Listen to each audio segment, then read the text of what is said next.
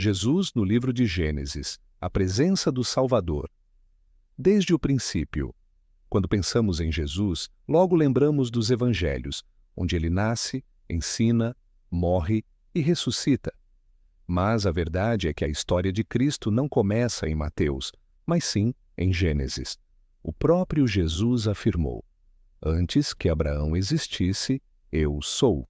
João 8:58. Ou seja, ele já estava presente desde o começo.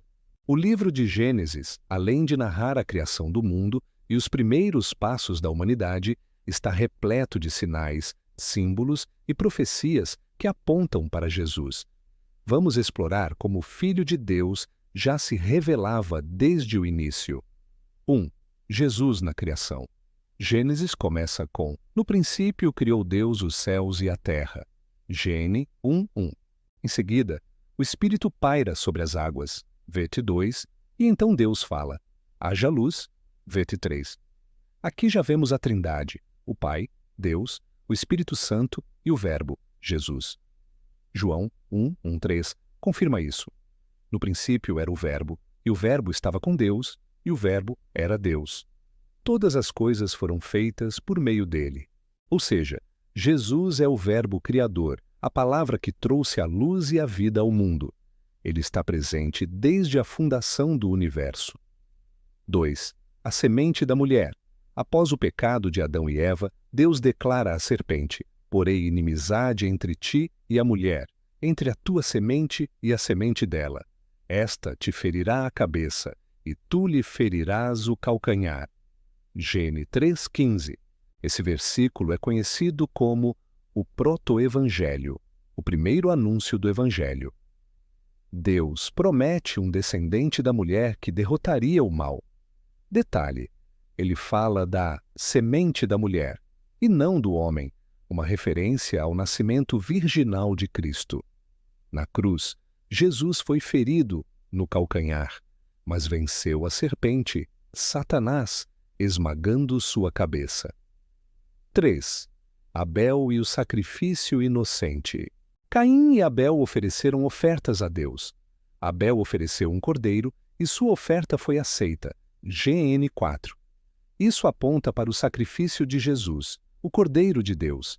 Abel foi justo, morreu inocente e sua morte foi injusta, assim como Jesus. O sangue de Abel clamava por justiça, mas o de Jesus clama por perdão. Abete 12:24. Desde o início, o caminho para Deus envolve sangue inocente, como o cordeiro oferecido por Abel ou as peles que cobriram Adão e Eva. Gênesis 3:21. 4. Noé e a arca. A arca construída por Noé, Gênesis 6:9, simboliza Jesus. O juízo viria sobre a terra, mas os que estavam dentro da arca foram salvos. Assim também, quem está em Cristo é salvo da condenação.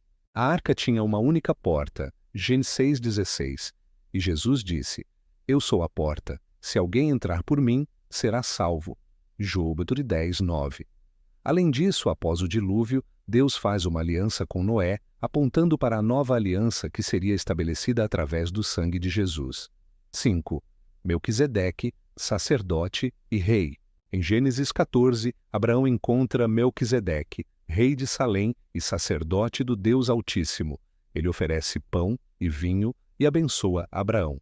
No Novo Testamento, Melquisedeque é identificado como um tipo de Cristo, Igab 7. Ele aparece sem genealogia, sem início ou fim, como Jesus, eterno. E o que ele oferece? Pão e vinho, os mesmos elementos da ceia do Senhor. Jesus é nosso sumo sacerdote e nosso rei eterno. 6. O sacrifício de Isaque. Em Gênesis 22, Deus pede a Abraão que ofereça seu filho Isaque. No último momento, Deus provê um carneiro para o sacrifício. Essa cena antecipa a crucificação. Isaque é o filho amado. Ele carrega a lenha do sacrifício, como Jesus carregou a cruz. O sacrifício acontece no Monte Moriá, onde séculos depois seria construída Jerusalém. Deus proveu um cordeiro naquele dia e também proveu Jesus como o cordeiro definitivo para salvar a humanidade. 7. Jacó e a escada. Jacó sonha com uma escada entre o céu e a terra, com anjos subindo e descendo. Gênesis 28. Em João 1,51, Jesus diz: Vereis o céu aberto e os anjos de Deus subindo e descendo sobre o Filho do Homem. Jesus é a escada. Ele é a ponte entre o céu e a terra, entre Deus e os homens. Ele é o caminho. Assim como a escada unia o divino ao humano, Jesus é o único mediador entre nós e Deus. Entre 2,5. 8. José, o Salvador traído. A história de José, Gênesis 37,50, é uma das mais belas prefigurações de Jesus no Antigo Testamento. Veja os paralelos. José é amado por seu pai, mas rejeitado e traído por seus irmãos. É vendido por moedas de prata. Sofre injustamente, mas permanece fiel. No final, é exaltado e salva o Egito e sua família da fome.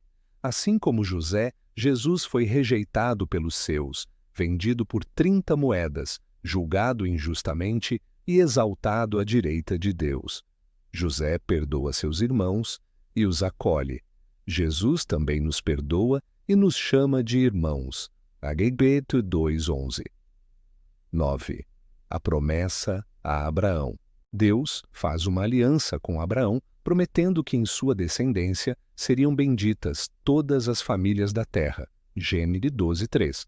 Paulo explica que essa promessa se cumpriu em Jesus. A promessa foi feita a Abraão e à sua descendência. E a tua descendência é Cristo. Gálatas 3,16. Ou seja, desde Abraão, Deus já preparava o mundo para o nascimento do Salvador. Jesus é o cumprimento da promessa feita no Éden, em Noé, em Abraão e em todos os patriarcas. Conclusão. O Cristo de Gênesis, Jesus, está presente em Gênesis, em cada símbolo, em cada história, em cada promessa. Ele é o Verbo da criação, a semente da mulher, o Cordeiro de Abel, a arca de Noé, o Rei sacerdote, Melquisedeque, o filho amado de Abraão, a escada de Jacó, o Salvador como José, a promessa a Abraão. A Bíblia não é apenas um conjunto de histórias soltas. É um plano perfeito e coerente de redenção, com Jesus no centro. Gênesis é apenas o começo de uma grande história que culmina na cruz e na ressurreição. Cristo não é um personagem que entrou na trama no Novo Testamento. Ele é o autor desde o início. Como disse em Apocalipse, ele é o Alfa e o Ômega, o princípio e o fim.